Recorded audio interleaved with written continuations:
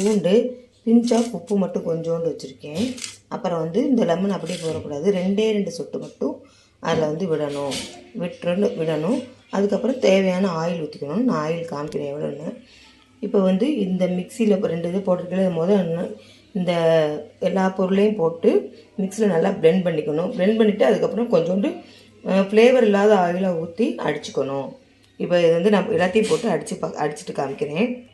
இப்போ அடித்தாச்சு. இன்னும் இதில் கொஞ்சோண்டு கோல்டு வின்னர் ஊற்றிக்கலாம். நான் கொஞ்சமாக கோல்டு வின்னர் கொஞ்சமாக ஊற்றி அடிச்சுக்கிறேன். இப்போ கொஞ்சோண்டு ஊற்றிருக்கேன். இன்னும் இதை நல்லா பிளெண்ட் பண்ணிவிட்டு பார்க்கலாம். இப்போ அடிச்சிருக்கேன். இன்னும் கொஞ்சம் எண்ணெய் ஊற்றி இன்னும் கொஞ்சம் நல்லா கெட்டி ஆகிற வரைக்கும் அடிச்சுக்கலாம். இன்னும் கொஞ்சம் எண்ணெய் ஊற்றுங்க.